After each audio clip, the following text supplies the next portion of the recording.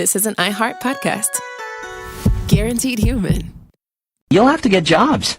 You know, employment. What sort of crazy moon talk is he speaking? Got me. Just smile and don't break eye contact. I'm talking about work. You said the bad word.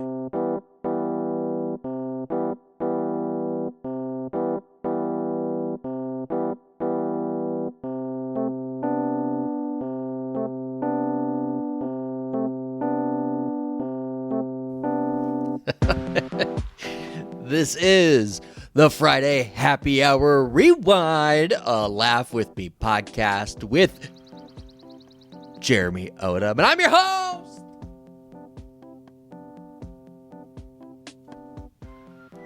J.O. It's always good to get to the end of that work week. It is definitely sad. On the flip side, it's sad when you know it's got to restart again in just a couple of days, 48 hours from now. We're going to have the Sunday scaries and we're going to be thinking, back to work. But until then, Johnny, we shall enjoy our weekend. Again, this is the Friday Happy Rewind, which means we're going to give you a little dose of what the Friday Happy Hour is all about. This is, in fact, the first taste of Friday Happy Hour since we've joined iHeartRadio. So, to our new audience, enjoy unloading and enjoying the weekend. Crack open to that beer, by the way. It's happy hour after all. Johnny, give me one of them beers. Ladies and gentlemen. Yeah, I was just listening to an episode last week, and you were talking about LeBron's troll foot. That was months ago. Well, that was the topic of the show. Listen. Like, you spent a lot of time talking about it, and it was like are the Lakers going to make the playoffs? And it's just like the playoffs are over, Jeremy. Dude, just you know what's going to rock your world when you hit the episode called Moment of Silence and you find out O.J. Simpson's dead. Oh, that happened months ago. Yeah, just because you're behind on listening to Laugh With Me doesn't mean I'm not topical. Hit subscribe, follow, listen every week. Yes, exactly. You're moving back to Omaha. Pace is a little slower in Nebraska than it is in Hotlanta. So you're going to have time to listen to Laugh With Me every week, I feel. What's the commute like? You were like a mile difference in Atlanta from your office. No. Actually, you know what? Fuck that. In Atlanta, you were flying all over the place, all over the country. Right. You had time to listen to the episode on the plane, on the beach.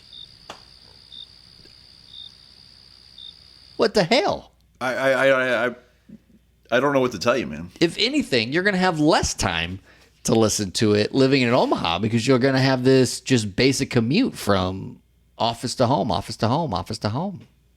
I mean, I like listening to the podcast when I'm out getting a walk. Okay. But I normally don't hook the phone up into my car. Oh. You know. So what do you listen to? CDs? Yeah, just music. Like CDs? No. This is 21st century, Jeremy. I'm aware, but I'm listening to the Apple Music, to their curated playlist, alternative alt control, I think is what it's called. So you let the man tell you what you listen to. Yep. No. I mean, that's what leads to me every once in a while being like, "Hey, check out this artist," and then you replying, "Oh, great, Eric just discovered." Youngblood or somebody. It's exactly how it goes down. And I'm always like, I read whoever you say, like, oh, you just discovered this. And I'm like, I don't even know who the hell that is. And I'm like, yeah, I've listened to their last 3 albums and I've seen them live. Like, and you're like, oh, Bowling for Soup's good. And they had that year end, the update where they tell you how many times you listen to songs. Yeah. My most listened to song last year, I didn't even know what it was. Like, I had to play the song from the playlist and then just be like, oh, yeah, I've heard that song before. That's great. Well, what's the song? I don't know. You couldn't even tell me. Like, I'd have to go back and look at it. Like, I'm sure if you went into, greatest alternative songs of 2023, Yeah. It would be up there towards the top. But Probably MGK. no. You sure? I feel like MGK's career ended as far as alternative Apple playlists Don't say it. when he made that Don't say it. that song with Willow.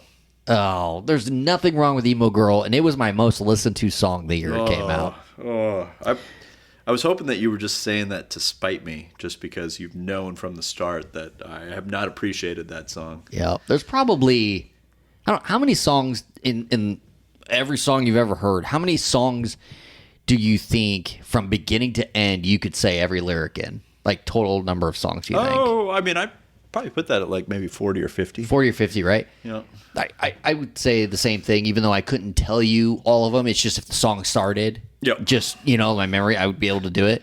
Now, if it was karaoke, 0. 0, absolutely. Give me the lyrics, yeah. Yep.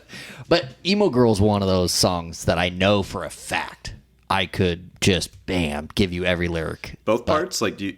Yeah, So, I sing both. so when you sing along with the duet, Yep. do you sing both parts? I do sing both parts. Do you do a falsetto? Sometimes. Oh. Sometimes. This is what I do.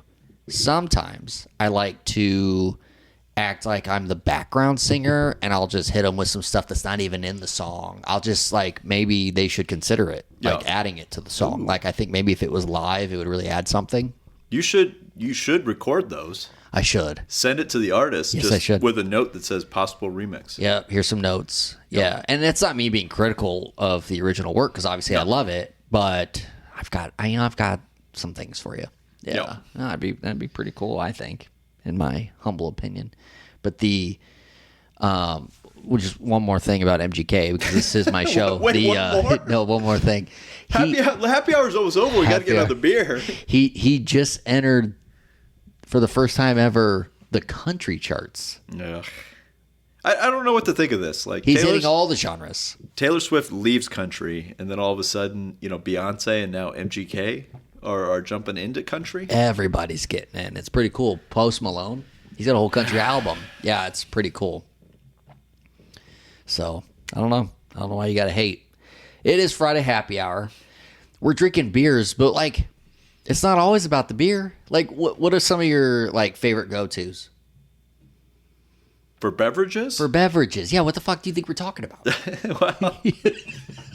I'm pretty equal opportunity. The beer is the mainstay, because the beer, I'm almost to the point where I've been able to drink as long as I haven't been able to drink. Wow, you're old, dude. Yeah. We're both gonna reach this point here in the What's next this? calendar We're both year. bullshit. In the next calendar year, we're gonna reach this milestone. But I have learned that beer is the safest drink. Okay. Because you start mixing Fireball, you start mixing shots, any of that kind of stuff, you're gonna lose control. Okay. Wait, are you talking to me, or you're saying Yeah. you're gonna lose control? Or are you talking about we're going to lose control? Well, I mean, we're both going to be doing the same amount of shots. So. If it's New Year's Eve and Pitbull's on, I mean, there's going to be a lot of Fireball drank. Yeah, man, that's the thing. Pitbull is as synonymous with New Year's Eve as the ball drop, and I will die on that hill. And that's because he did 4 straight New Year's where he was like a feature act. But There was a while there where you could not, if you were just flipping between the broadcasts. Yep. Guaranteed that one of the stations would be playing a Pitbull song. Absolutely. Yeah, it was incredible. But, I think the only other mainstay that I hit all the time is, champagne. Oh, yeah. A little bit of orange juice, called mimosa. On a Sunday. Yeah. And, maybe that's one of the reasons that I'm moving back, It's tough down in Atlanta, in those situations where you got to celebrate Champagne Sunday by yourself. And, I mean, I'm not afraid to drink an entire bottle of champagne. No, I'm with not a little either. bit of orange juice. In fact, that sounds like a normal Sunday for me. But here's the thing. You're moving back, drinking mimosas. OJ? Yeah. Yeah. Just a little. So how much orange juice to champagne ratio would you say is perfect? I would probably, I think between that 5 and 10% would probably be that sweet spot. Okay. You get any less than that, like, yeah, well, then you just might as well just drink the champagne straight. Right. But you get any more than that, Yeah. like, it's almost to the point, like, if I got at a restaurant and I got more than that, I almost want to send it back. Yeah, like, send it back. I'm ordering this for the champagne, not Just- for you to give me the orange juice. Just give me a little flavor. Yeah. yeah. There's a well, it's a movie theater out here at Gretna, Elkhorn. Tell me more. Yep, and it has a restaurant. Wait, hold on. Gretna, Yeah. Elkhorn, like, isn't Elkhorn, like, all the way up on the northwest side? Dude, where do you think you are right now? I thought I was in Gretna. Yeah. And then if we just take the highway, we're going to run right into Elkhorn. So it goes Gretna into Elkhorn. You've been gone. You guys a have long no time. idea what you're doing out here. Hey, man, I'm just driving. So All right. anyway, there's a movie theater, right? It's awesome. In fact, our good friend Joe Ramsey, he gets credit for building this movie theater. He did the electrical work in it. Anyway, we have this movie theater, and they have a restaurant in it. Okay. On Sundays, they do a brunch. At this brunch, they do these, like, where you can order a mimosa, like, build your own mimosa little, like, bar they bring to your table. No. And they bring you, like, 3 different juices and bottles of champagne, and you just build your own mimosas, and it's fantastic. I don't know. It's cool to me. No, that sounds great. Yeah. That was that's a gift idea that I saw once that I was very jealous of. It was a New Year's Eve party, and the people didn't bring a bottle of champagne. Instead, they brought like a little Bellini mix. It's like peach. Yep. And they brought that for the host because they were like, you're probably going to have, a bunch of champagne that's left over. You probably over-purchased. Oh, no, that's impossible. Well, not our parties. Oh, okay. I was going to say, that's Not just our parties. not how we go. Yeah. But That's funny. no, that's you'll get some of the amateurs that make a mimosa, and you could get to like 50-50. Oh, And I think that's how some people think that they're made. disgusting. And it's just like, what's the point? No. What a waste of a Sunday when you really think about it. Yeah. Like drinking orange again, juice. yeah, I'm just gonna drink orange juice all day, like a sociopath. You're moving back to Omaha. We have to have some champagne Sundays. Yeah, right. Yeah, I'm going to have to start getting Sundays off. What I love about the phrase "champagne Sundays" is just I feel like there were a lot of champagnes, or a lot of champagnes. A lot of champagnes. There really was. There were a lot of Sundays where I just remember going over, and it would just be like you'd hand me like a plastic cup, Yep. like this is a cup from the gas station or something like that, and it would just be pour champagne in it and then just drink it. Yep. And it's a simplicity that really drives home how fantastic it was. Do you also drink coffee when you're doing mimosa on a Sunday morning? I mean, is that kind of like you gotta have the caffeine to balance it off? You always give me crap about all these beach trips, but yeah, if I do find myself in a situation where maybe I'm not feeling as fresh in the morning, maybe I overindulged the day before. I mean, I'm not afraid to come in and just straight out order mimosa, coffee, water. What's your go-to for, what's your favorite coffee? Is it coffee made at home, coffee from a coffee shop, airport coffee, gas station coffee? Like, what's your, favorite coffee? So I didn't drink coffee until very recently. I've only started drinking coffee yesterday in the last, or what? Only last 3 years. Oh, okay. And so when I started drinking coffee, I just taught myself to drink it black. So I don't use any creamer, sugar, anything. So Still? yeah. Have you ever? Nope. So you don't know that it gets better. Actually, now that you mention it, I don't know that I've ever had a coffee with creamer in it or coffee with sugar in it. You do know coffee gets better, right? When it's flavored? So a friend of mine, I was picking her up Starbucks, and she wanted a caramel macchiato. Yeah. And so, I'd gotten it a couple different times, and so I was just like, one day I was just like, screw it. Give me 2 caramel macchiatos. And then I took a sip of it, and I was just like, this doesn't even taste like coffee. And she told me that was the point. Yeah, that is the point. I know it doesn't taste like coffee. Why do you think I order it? Yeah. You like your coffee super hot? No. Do you let it sit a little bit? Have you ever had iced coffee? So that is, probably one of my big gripes as far as being a coffee drinker is It's too hot. well, yeah, that it's too hot. And if you want to know where to get the hottest coffee, it's at the airport. The airport, like if you buy coffee at the airport, that is the hottest coffee that you will ever drink in your life. And it's counterintuitive because you're at the airport, like you're not hanging out at the airport. Like No. you got to get on a flight. You got to go. So yeah, you buy this coffee, it's too hot to drink, and you got like 20 minutes to drink it. So yeah, I end up having to open the cup and like let it air out for about 10, 15 minutes before I can even, start drinking it. Did you know? This might blow your mind.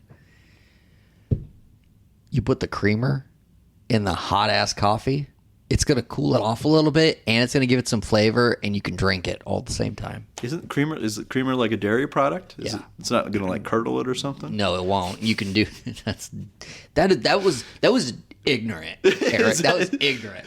Is that what you guys are all doing? You're all drinking curdled milk? They're all drinking curdled. That's going to be one of my goals.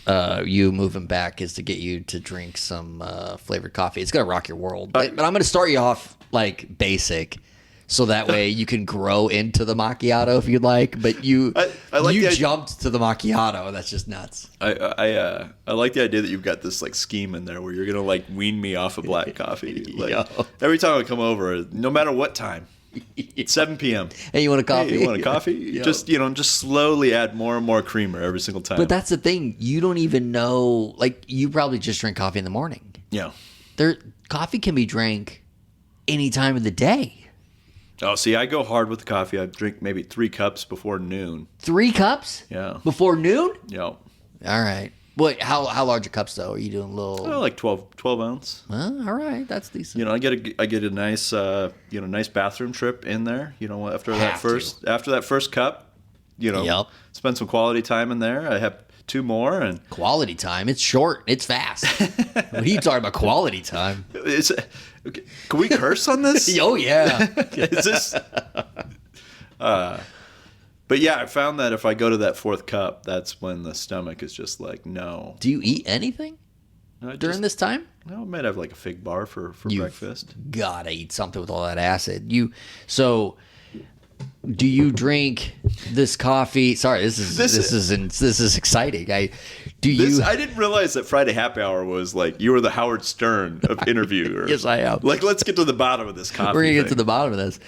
Do you drink coffee like when you wake up? Like, do you have a cup going at home, or is it like I get ready, I'm whatever, it's my morning routine, and then I go to work, and then the coffee starts? 90% of the time, I go to work first, but wow, as you said, in Atlanta, I've got my drive-in is like 10 minutes. Yeah. So, I mean, there's a very good chance that I've only been awake for 30 minutes by the time I get to work. Do you have a coffee maker at home? Yeah. And you make coffee at home? Yeah. Is it hot enough for you? Yeah, it's good. So. And do you put sugar in it? No. This is going to sound counterintuitive as well, but at the office, my coffee cup actually has one of those warming plates. Yeah. So it actually sits on the warmer thing, and it keeps it at a consistent temperature. So I think that's genius, and that's great. And I wish I utilized one of those things. But at the rate you're drinking your 12-ounce cup, do you need it? Sometimes. Okay. I mean, you get distracted. You get meetings. You get different stuff that might pull you away from the cup. Yeah, that's true. Especially now. I mean, that was my advantage down in Atlanta. I could just sit there and kind of drink my coffee and not have to do any work till I finish that 3rd cup. Yep. Yeah. Now that I'm in Omaha, I mean, the grind is grind. real. Like, I'm actually going to have to work and drink coffee at the same time. Wow. So you're drinking the coffee. I know you're a Dr. Pepper drinker. You're not really an energy drink guy, right? I know you drink energy drinks, but you're not really an energy drink a day guy. No. It's not part of my routine, definitely. Yeah. So neither is, soda either. So really? Cut that out. I've kind of weaned myself off of. Good. You're like, do you add sugar to your coffee? And it's just like, no, I'm trying to cut sugar out of my diet. Oh, altogether? Yeah. Really? No donuts, no cookies? Well, yeah. I mean, if they're there, I'm going to eat them. So you eat sugar. But I don't go out let's stop the bullshit, Eric. You eat sugar. I don't go out of my way to find the sugar. Okay. Yo. All right. So if I was to introduce a plate of cookies to you right now, this is not something you would turn away. Johnny, can you bring the plate of cookies, please? You had this planned? I did not. I just wanted to see That your was- reaction. You saw me turn. Yeah. Yeah. No. You thought I had cookies. Yeah. Well, and then I saw the panic in Johnny's eyes, and I was just like, "Did Johnny eat the cookies?" So that's the thing. So at what point? So here's all right. I'm going to tell you what's going through my head right now. Okay. You're drinking 3 cups of coffee before Yep. noon. Yep. Getting a good poop in. I assumed then, and you're not eating much, No. so you're getting jittery. I assumed there was a Dr. Pepper involved in there at some point and some lunch, but you've cut out the pop almost exclusively. So when does the crash happen? Like, because you've got to be coming down off all that caffeine. Oh, about 2 p.m. Okay, and then what brings you back up? Going home from work. That's enough of a push. Yeah. Yeah. great. I go home and I, crack open that first beer, and all of a sudden the energy comes flooding back into me. That's awesome. So yeah, I can't work until I finish the 3rd cup, and then I need to get all my work done by 2 p.m. So I've got normally an hour and a half in there where I can get stuff done in a day. That's awesome. What a life. So so is that kind of what your day looks like? I know because you're switching kind of what your daily routine is going to look like. So when you're switching here in a month or so, like what's that going to look like? Are you going to be able to crack that beer open at 2:00, or are you going to have to find a new way to keep yourself ticking? I'm gonna have to find a new way. Yeah. Man, you ain't got 9 to 5er, right? Why are you shaking your head at me? I'm just Like, you got I'm this look, captivated. Like, I feel like this is the look that you gave Cody when Cody was just like, life isn't going to change when I have a kid. Like, just this wide-eyed smiling, just what are you going to do? Well, let me tell you, because this is what I'm living. This is what I'm living right now, okay? I'm waking up at like 4:30 a.m., right? So then, and I'm instantly drinking a Monster. Whew. I'm getting myself ready because I hit it hard, quick, early. So you fast, like you power through that can. I power through the can, and I'm trying to accomplish as much as I possibly can before 8 a.m. Oh, when the customers show up. Yes. So that's when I get a lull in my day. I forgot about the convenience store. Yeah. All right, so all right. I'm trying to like maximize the potential of my customer in all ways and get my day set up. So I'm hitting a lot, right? Then once I hit that time zone, then I'm like, all right, well, maybe I'll have a water, maybe a coffee. So I'm hitting one of those two things. And then by lunch, and this is the thing, I did the same thing as you. I cut pop out almost exclusively.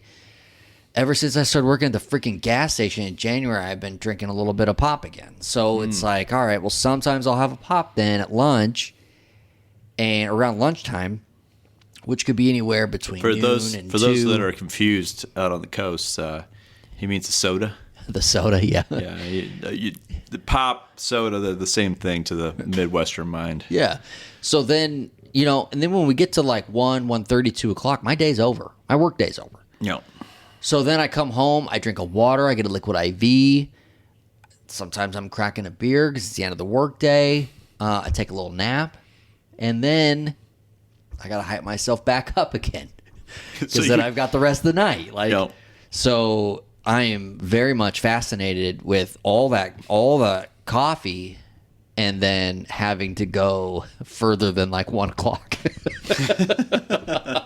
Yeah. Like I'd have to have another Monster, but I'm also starting like way earlier. But it's just, I'm fascinated with that. I don't know. People's routines fascinate me. That's I'm hoping, I've always seen the studies that say, hey, you got to do something like 14 times in a row to get like the routine. You got to do it for like 2 weeks. Mm-hmm. So part of me has this thought that, hey, I'm going to move to Omaha. That's going to be my chance to reset all these habits. Mm. Maybe I won't have 2 beers, in the evening. Maybe I won't have 3 coffees in the morning. Maybe I'll start packing a lunch. Maybe I'll start eating better. Wow. Or I could just, continue doing the same crap up here that I did down there. Yeah, you could. I mean, that sounds a lot easier. It's way easier and more likely, but that's neither here nor there. But talk about routine. It's kind of like playing blackjack. No. Like, you never want to stray from the routine. You do what you do. We watched this. I sent you this viral video that's going around right now where this guy, he's playing a hand and he gets a pair of sevens. He splits the sevens. Correctly. Then he's going against a 5. He's going against a 5. He splits the sevens. The first hand to him is a 6 on the 7. He doesn't take another. He goes to the next card. It's another 7. So then he splits those sevens. Then he ends up going down the line where he's got like 4 or 5 different splits. He doubled down a couple of times. Yep, because there's one of those, I think he caught like a 3. Yep, and he wanted the card down. Yep. And he's like, put it down, doubles down. He did it twice. He ends up getting like 4 or 5 different 7 splits. Yep. Before getting to a final 7-7 where he decides not to split. Now the dealer shows. Dealer flips a card, takes a card, ends up getting 21. Yep. Flips the face card, draws the 6. Yep. So if he would have taken one more card, he would have caught the 6. Yep.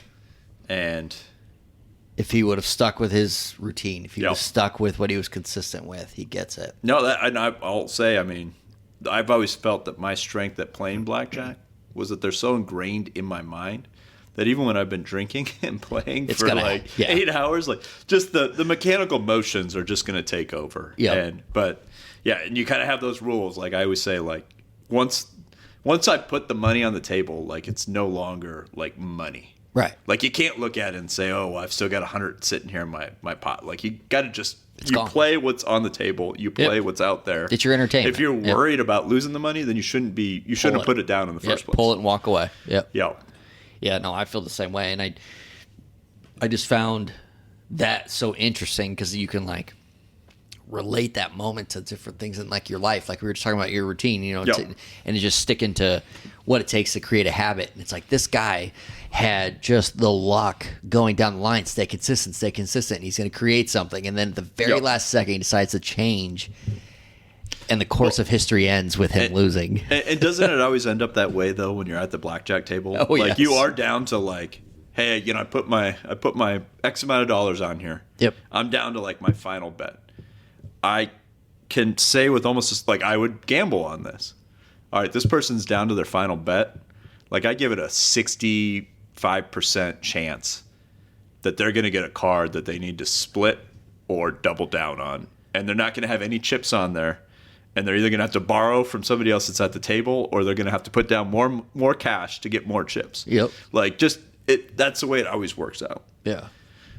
Oh man, it's like my early days of playing blackjack when I didn't really get it. You know, I was just kind of playing with you guys, and it was just I wanted to be the guy at the table with you guys. I was doing some dumb like moves, and then you learn. All right, there's ways that can. A consistency to it that can kind of help your odds. Now you're never going to have the odds favored over the house, but you could favor your odds right in order to come out ahead. They've always said if you play perfectly, you can bring it up to a 48% chance of winning. Right, and if I can get a 48% chance at the casino, I'll take it. So, but what I did find, even in those times way back when I was playing, when I played consistently reckless, you know, when I was consistent with how I played, I still came out ahead. Now the table didn't win, and those were things I had to learn. Right, I learned that wasn't right, and I did some things that were selfish, and you know, and then some of my friends didn't want to play at the table with me until they learned I knew how to play. But I was consistent. Now I know I've known the rules for forever now, and I play, and I've come out pretty good, right? You and I have had some good runs at tables. And it helps not just myself, but it helps the table itself. But yeah, oh man, some good times. We got a friend though. Bob knows the rules.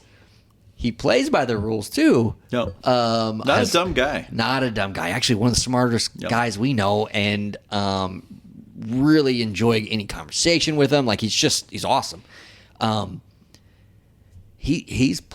He's played some hands. He never split. I've never seen him split sevens, but we've seen him split fives. Fives, yes. Yeah. I could tell you even where it was. Like that was at Excalibur. Yes, it was. We were out there, and Yeah, and it doesn't even matter what the dealer had. Yes, I don't remember what the dealer had. did not. The dealer, let's just say this: the dealer did not have. It wasn't like he was sitting there with like a 4, 5, 6. Like it was a bus card that he had. 7, 8, 9 somewhere in there. And yeah, our friend Bob, he caught the 2 5s, and I think what he was meaning to put down, he put down extra chips. And so the guy's like asking him what he wants to do, and Bob just kind of like waves his hand, just like he's casting a spell. Yeah. Like it was like he's casting a spell, like doing all this stuff. And the only motion that the dealer recognized out of that was at one point that the 2 fingers split, the pointer in the middle split. So he split 5s, which. Yeah, you never you never do. No matter what the dealer's showing, that's not the move. I mean, I would almost forgive more splitting 10s. At least you're starting with a 10. So, and I think I did that same night because I remember Bob trying to give me shit about splitting 10s, and I'm like, dude, no. Yeah. Like, first of all, you probably got me shook when you split the 5s. So you're probably in my head, and that's why I did it, but... Damn it, Bob. I appreciate that we front-loaded this segment with so much positive stuff about Bob so that we can just talk about how stupid this was. What a fucking idiot. But yeah, so Bob put down the 5s, and I don't remember the exact measurement of cards, but he took 2 cards to each of those 5s to basically get himself up there. And the dealer, flips and ends up busting. And I remember, it was just like, I made eye contact with the dealer. And, like, he looked at me and he just shrugged. Like, just. What are you going to do? Like, yeah. You see. I did my best. I'm going to see 1,000 hands tonight. Yep. I've never seen this before. Like, what are you going to do? Yes. That's one of those ones where all right, Bob, you survived. You won. Yep. Never do that again. Never do that again. Never do that again. That's incredible. Man, we've had some good runs at the table, though. Yep. Even with Bob, that same night, with Bob, like some good runs where he wasn't pulling that bullshit. But well, that was the night that. So, I found out later on in life that this was called progressive betting. How I was betting, where I'd increase my bet every hand that I won, yep. And I got up to a point where I was playing for like $80 a hand. And I ran into a similar situation as the video where I got double 8s, and it was just like, well, I gotta match the 80. I gotta split this. And what's your normal bet? Like, what's your normal start? I would normally start off. I mean, at that time, it might have been like $15, $20. So $80 is like a lot. Yeah. I was way up at that point. Yeah. So I get to this point. I split them, take my cards. I end up having to split again off of the second card that comes up. And then I think there was a double like in there. So all said, again, I have like $300 on there. Dealer flips their cards, goes in, hits 21. Ugh. And I'm despondent. Yeah. Like I'm sad. I'm taking this hard. Yep. And the dealer's just like, what's wrong? And I was just like, I'm not used to losing this much. And she says, well, you don't bet like that, or you don't bet like it.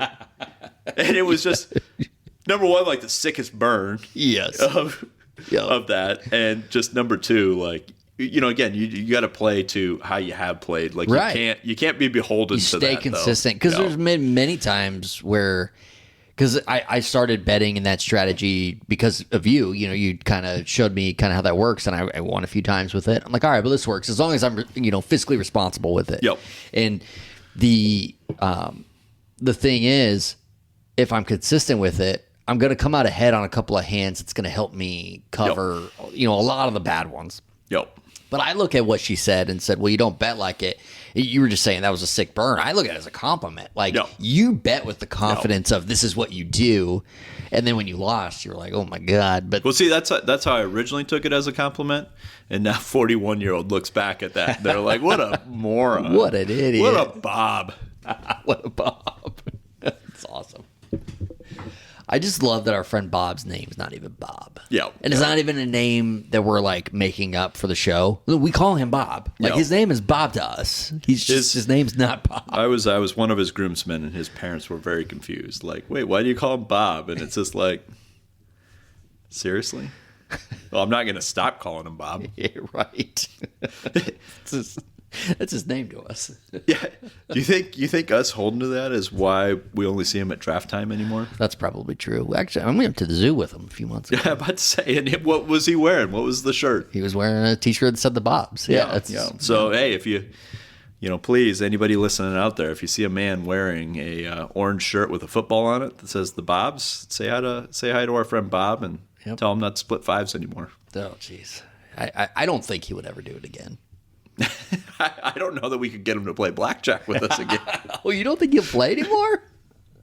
We'll find out if he listened to this show, if he'll just even talk to us again. Yeah, that's very true. We gotta get some blackjack going at some point. You're moving back. We gotta get some blackjack going. I'm excited about that. Just to the fact, Georgia, no sports betting, no gambling. I'm surprised by that. It's like a 100-mile drive to get to North Carolina. That's the closest casinos to the Atlanta metro. And that's just to make sure that Michael Jordan's comfortable. Yeah, that's good. But it is funny because the Atlanta Braves Stadium has like a Harrah's Casino, like a sponsored deck. And it's just like we don't even have gambling in Georgia, but here's Harrah's Casino sponsoring. Is it something that comes up during election time? Try to get on the ballot? Yeah. Okay. Yep. Nope. So that was, to me, that was like the biggest thing. Stacey Abrams ran for governor last time, and she said that she was going to legalize sports gambling. So she did not. Yeah, she did not win. In fact, win. She did not win, but anybody that I know for sure that voted against her, I make sure to point that out to them. Like, hey, we could have had this. Yeah. Well, you could have what we have, which is it's legal to bet on sports in Nebraska, but you have to be on site, and there's not many sites. No. So, well, I mean, this is it's still easier to drive across the river to Council Bluffs, Iowa, and bet. But I mean, that's one of the reasons I'm coming back here, though, is you're gonna have some exciting stuff to bet on. I mean, the Braves won a World Series while I was down there. The Bulldogs won 2 national champions. Yeah. Like, there's going to be some success coming in here. I mean, you're bringing success with you. The Larson bump. So let's put it on the record today that the Nebraska Cornhuskers are going to win what because of the Larson bump? A bowl game. Let's fucking go. We're gonna. You heard it here. We're going to a bowl game. We're going bowling. You heard it here first on Laugh With Me. The Huskers are going bowling, and we're gonna win the game. There's probably some plus money to make on that right now. Actually, yeah. My hands are like itching. I'm like, I need to get this bet in. We gotta get this in. Yeah, that's you know what? There's actually a lot of Nebraskans that would be freaking over the moon for that very thing to happen. This is success to us. Oh, that's fantastic. So what are you going to miss the most about living in Georgia? The weather. Okay, that's fair. That's why I always think it's funny when you call it like hot Atlanta. I was actually looking at it the other day with somebody, and like the record high in Atlanta is like 106 versus Nebraska, which is like 129. And it feels like 150. Yeah. So Atlanta's actually up in the hills. They got a lot of trees, a lot of walks. I'm so spoiled down there that if it's not like sunny by the end of February, like if I can't go outside without wearing a coat or a hoodie by the end of February, I'm like what are we doing here? Yeah. Like, what are we doing as a culture, as a people, as a state? I get upset. The last few years, you have come back to Nebraska over like New Year's period. Yeah. And you've experienced winter, right? Yeah. This is going to suck having to like live through it the whole time, right? Like you're not looking forward to that? Yeah. No, not particularly. That's I wonder if my inner thermostat's ever gonna adapt to that again. Yeah. It will.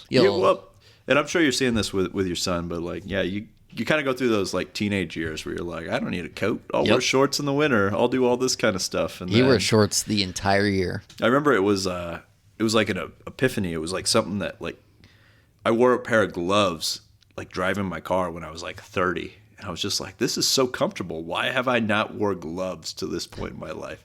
It's so comfortable. Like my hands are warm. You and Ashley gave me a scarf one year. We did. And I remember like, this is great. Like my neck is warm. That's awesome. Like, so I feel like I'm going to come back up from, living in the warmer climes. I'm going to come up here and I'm going to be George Costanza wearing the marshmallow jacket. It's like you're prepared now. Yeah. That's awesome. So. It's different. So the weather, I mean, you lived a mile away from the Atlanta Braves Stadium. That whole community, everything around that stadium, the Battery, is so cool. It's weird to look back at it now and just realize that I've been to more games at that Brave Stadium than any other stadium. Like in your life, anyway. In my life. Yep. And I could probably say that I don't think a stadium will ever top that. I mean, I probably saw 50 games in the 5 years that I was there. Yeah. Like that'd be a lot of Vikings games. A lot of Vikings games. I mean, I'd have to hit on that Nebraska bet. I'll put my life savings on it. Maybe if I hit on that, I can approach going to as many Vikings games as it would take to pass that. Now, this is obviously not at the major league level, but you maybe could find yourself, heading up a lot of Omaha Storm Chaser games, hitting up Warner Park a little bit, but I don't know about 50. I mean, you'll hit some games, maybe. Actually, as you mentioned, I've probably been to 20. Have you really? I mean, at Warner Park already? Yeah. Yeah, because I used to, even when I lived here, they were doing it, and they would do the Thirsty Thursdays. Oh, you hit the Thursdays, yeah. Yeah, so every other week. I guess if you hit every other week, you get some games. Working, one of my friends, Tim, worked at Warner at that time. He would get us tickets to the game every Thursday for free, and we used to joke because we'd just stand up in the concourse and we'd drink the $2 beers, and we'd just be like, this is like a bar we go to on Thursday, and it just so happens there's a baseball game going over here because we never actually sit in the seats. Yep. I mean, that was too far away from the beer. They put on a great show there, and it's I don't know. It's just baseball games are different, right? Like it's a social. It can be a social event where you're just hanging out with friends, you're chatting. There's a game going on also.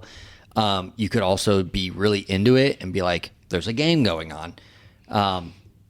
Yeah, it's just fun. You're outside. Like you're generally always outside. Yep. There's very few times where you're indoors when you're watching baseball. It's just I don't know. It's different. I enjoy every bit of it. I like that breakdown just because one of my best friends down in Atlanta, I met him down in Atlanta. We're talking about going to a game, and he kind of like did this disclaimer of like, oh, I hope you're not one of those people that just wants to chat through the entire game. Like, I want to watch the game. And of course, this time trying to make a friend, it's just like, oh, absolutely not. In fact, I keep score. I'm all about the game. And I think he'd probably be one of the first people to be like, Eric doesn't watch the games. He's more interested in what's going on around it. Yeah, he won't shut up. Yeah. That's what's great. Like you talk about people who go to like malls and parks and stuff for people watching. Go to a baseball game. Oh, for sure. Holy cow. Yo. Yeah, that's the best. Just a month ago when I went to the Padres at Kansas City Royals game, I almost witnessed a fight between a Padres and Royals fan. I saw a guy on the concourse. Whatever was going on in their life had to stop in that moment. He stopped his girlfriend, stopped her, dead set, and pointed with excitement to the TV screen because they were doing the mascot race. That's you. You're talking about you. This was not me. But he had to show it. Then, different couple, different situation, dead stop, point at the TV screen for like the hide the ball cup game. Like, this is if you miss the start of that, you're lost through the rest of it. Absolutely you are. But yeah, no, this is the things that go on at baseball games, and it's incredible. And you wouldn't know unless you went and just watched. And yeah, that's where it is. I think the quote's been made before that baseball's a sport that's tough not to be romantic about. Right. Just from, kind of the timing and how all those things happen. But that's where it's like it truly does feel like that pastime it's something that you check in and out of. Like you have 162 games, you don't need to watch them all. You might miss for a week or you might miss for 2, but you go and check in on it. it's the same thing with being at a baseball game, having those kind of conversations, because hey, sometimes that crack of that bat or the sound of that pitch, that's what's going to draw your attention back to the game. But you're okay to kind of zone out for like a little bit there. And it'll tell you when you need to be paying attention again. You know, and fantasy baseball is different than fantasy football. Like fantasy baseball, you can zone out for a couple of months, like I am. Yeah. And, you know, and then if you want to get back in, I maybe now I want to make a run. Like, I think I have time. I'm sorry, I can't even respond to what you said. I gave you an Emmy moment there about 2 minutes ago, talking about baseball as a pastime, telling a story. And then I bring up this bullshit. And then you jump in here and start talking about your fantasy baseball team that you haven't checked in 3 months. That's what happy hour is all about. Dude, thanks for joining the Friday happy hour. No, this has been great, and this is great timing because I'm in need of another. Yeah, me too. That's the beauty of happy hour. It can go as long as it goes. It's wonderful. But yeah, thanks for joining the show.